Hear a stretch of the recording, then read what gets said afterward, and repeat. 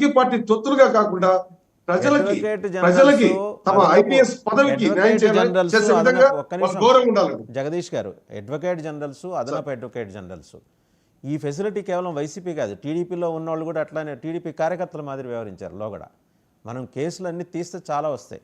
నేను ఒకసారి పుత్తా శివశంకర్ రెడ్డి గారు ఏం మాట్లాడారో చూద్దామండి. ఎందుకంటే నిన్న ఈ కేసులకు సంబంధించి ఆయన మాట్లాడారు. జగన్మోహన్ రెడ్డి గారు అసెంబ్లీకి రాకపోవటం మీద స్పీకర్ చేసిన వ్యాఖ్యకి, అలాగే ఆనం వెంకటరమణారెడ్డి గారు చేసిన వ్యాఖ్యకి, దాని మీద ఆయన రెస్పాండ్ అవుతూ ఎన్టీఆర్ బాయ్కాట్ చేయలేదా, చంద్రబాబు బాయ్కాట్ చేయలేదా అని ఆయన ఏం మాట్లాడారు చూద్దాం. శివశంకర్ రెడ్డి గారు ఏం మాట్లాడారు చూద్దాం ఒకసారి. అని ప్రశ్నిస్తాం, పందికొక్కులు అంటాం, రాక్షసుడు అంటాం, హంతకులు అంటాం, 420 అంటాం, శుక్రవారం జైలు అంటాం, బెయిల్ అంటాం. నువ్వురా, దీనికి మీరు పిలిచేది, దీనికి మీరు పిలుస్తున్నారు, దీనికి మేము రావాలనా? అసలు సిగ్గుందే మీకు అడగడానికి? రాయా నువ్వు జగన్మోహన్ రెడ్డి గారు, మగసిరిగా నువ్వు రా, ప్రతిపక్ష పార్టీ హోదా ఇస్తానా, ప్రజల పక్షాన ప్రశ్నించు అని మా జగన్ని పిలిచి చూడు, వచ్చాడు రాడు నీకు తెలుస్తుంది. మీరు అసెంబ్లీకి ఎందుకు రమ్మంటున్నారు మమ్మల్ని అంటే, మీకు అవమానం చేస్తాం రాండి.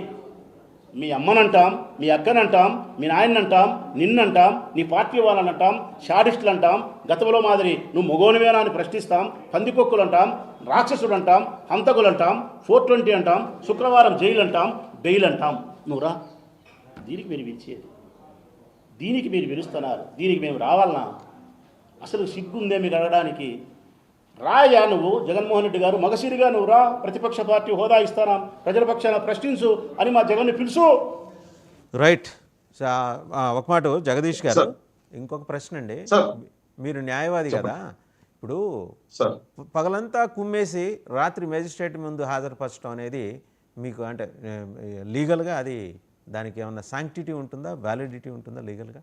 ఖచ్చితంగా లేదు సార్. అసలు మీకు ఒకవేళ అతను విచారించే క్రమంలో అతని మాటలతోనో భయపెట్టి అతని దగ్గర నుంచి రాబట్టుకోవాలి తప్ప అతని కొట్టే అధికారం లేదు. కోర్టు శిక్షింపబడినప్పుడు మాత్రమే అతను జైల్లోనే అతనికి శిక్షలు ఉంటాయి తప్ప పోలీసులు ఎక్కడ కానీ మ్యాన్ హ్యాండ్లింగ్ చేయాల్సిన అవసరం కానీ ఎక్కడ ఉండదు. ఎక్కడైనా పరిస్థితి చేయదాటిపోయినప్పుడు లాఠీ చార్జ్ చేయడము అది పబ్లిక్ లో జరుగుతుంది తప్ప ఒక నేరస్తుని, అది కరుడుగట్టి నేరస్తు ఒకవేళ అతని నుంచి నిజాలు రాబట్టాలంటే కదా జగదీష్ గారు, నిరూపణ అయ్యేంత వరకు నిందితుడు, అయిన తర్వాత నేరస్తుడు. అవును, ఇది విచారణ కాబట్టి విచారణలో డిసైడ్ కోర్టు నిర్ణయం తీర్పు వెలువరించిన తర్వాతే అతని దోషి అంటామా లేకపోతే నేరస్తుడు అంటామా. అప్పటి వరకు నిందితుడే, అప్పటి వరకు అతను అప్పటి వరకు అతను నిర్దోషి కాకపోవచ్చు కానీ నేరం ఆపాదించబడినవాడు, అంతే, నేరం ఆపాదించబడినవాడు, నేరం నిరూపణ అయిన తర్వాత నేరస్తుడు. అండ్ ఒక్కసారి రేగిడి లక్ష్మణరావు గారి దగ్గరికి వెళ్దాం. ఇంత డిస్కషను ప్రజల మధ్యకు తీసుకొచ్చి రాష్ట్రంలో డెవలప్మెంట్ యాక్టివిటీ అనేదాన్ని పక్కకు నెట్టేయడానికి, డైవర్షన్ పాలిటిక్స్కి వైసీపీ పాల్పడుతుందనటానికి ఇంతకన్నా ఉదాహరణ ఉంటుందా? వెనకటికి త్రిపురాసుర సంహారం చేసింది అమ్మవారు. ఇలా ఇప్పుడు ముగ్గురు ప్రధానంగా కనిపిస్తున్నారు మీకు, బోరుగడ్డ అనిలు, వర్రా రవీంద్రారెడ్డి, అండ్ అలాగే ఇప్పుడు తాజాగా ఇంకొక ఇంటూరి రవికిరణ్. వీళ్ళందరికీ బాస్ ఒక ఆయన ఉన్నాడు, సజ్జల భార్గవరెడ్డి. ఆయన ఎస్కేప్ అయిపోయారు.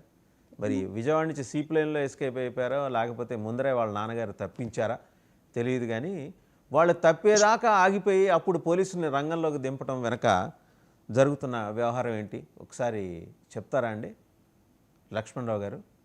సిగ్గనిపించట్లేదా వైసీపీకి ఇటువంటి వాళ్ళందరినీ ఎంకరేజ్ చేసి భుజాన వేసుకొని మనం మోసి? ఏం భాష అండి అది?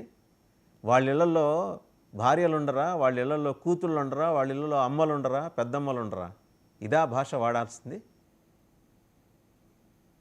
వాసుదేవన్ గారు, మీకు పెన్నులున్న పెద్దలకి, డబ్బులు లాంటి వీక్షకి యజమానికి హృదయపూర్వక నమస్కారం అండి. మీరు కరెక్టే సార్, ప్రతి ఇంట్లో తల్లి